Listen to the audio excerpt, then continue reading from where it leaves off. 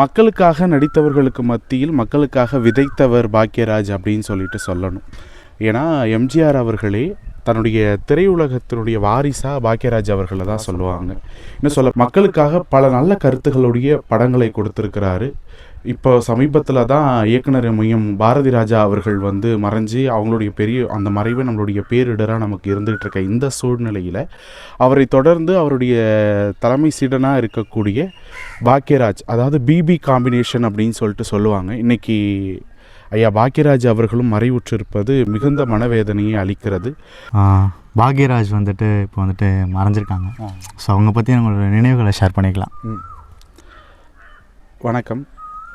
இது யாராலுமே தாங்கிக் கொள்ள முடியாத ஒரு மறைவு, அதுவும் முக்கியமாக அவங்க குடும்பத்துக்கும் திரையுலக நண்பர்களுக்கும் சேர்ந்தவர்களுக்கும் அப்படின்னு சொல்லி தான் ஆகணும். ஏன் அப்படின்னு பார்த்தோம் அப்படின்னா, மக்களுக்காக நடித்தவர்களுக்கு மத்தியில் மக்களுக்காக விதைத்தவர் பாக்யராஜ் அப்படின்னு சொல்லிட்டு சொல்லணும்.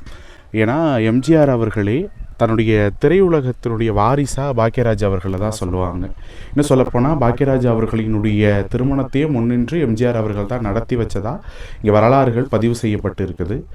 மக்களுக்காக பல நல்ல கருத்துகளுடைய படங்களை கொடுத்துருக்கிறாரு.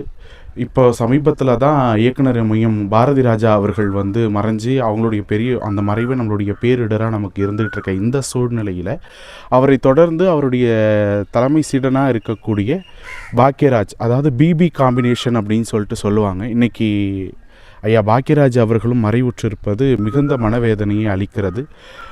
மக்களுக்காக பல நல்ல படங்களை கொடுத்தவர். முக்கியமாக அந்த பொய்சாட்சி படங்களில் நீங்கள் கோர்ட்டில் வர சீனெல்லாம் எடுத்து பார்த்துருந்தீங்க அப்படின்னா பாக்யராஜ் அவர்கள் இந்த மக்களுக்கான கருத்துக்களை எப்படி விதைச்சிருப்பார் அப்படின்னு சொல்லிட்டு உங்களுக்கு தெளிவாக புரியும். நமக்கு எல்லாருக்குமே பிடிச்ச ஒரு படம் இது நம்ம ஆளு அப்படின்னு சொல்லிட்டு ஒரு படம் இருக்குது.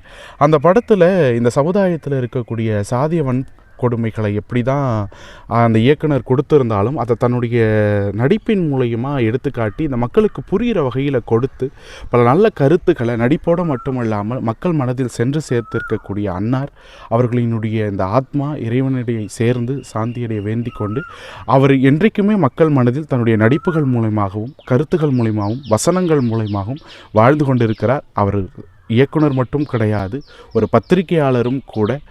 தன் ஊரிலிருந்து வரக்கூடிய அனைவருக்குமே பத்திரிகை துறை சார்ந்த நண்பர்களுக்கு உதவக்கூடியவர்.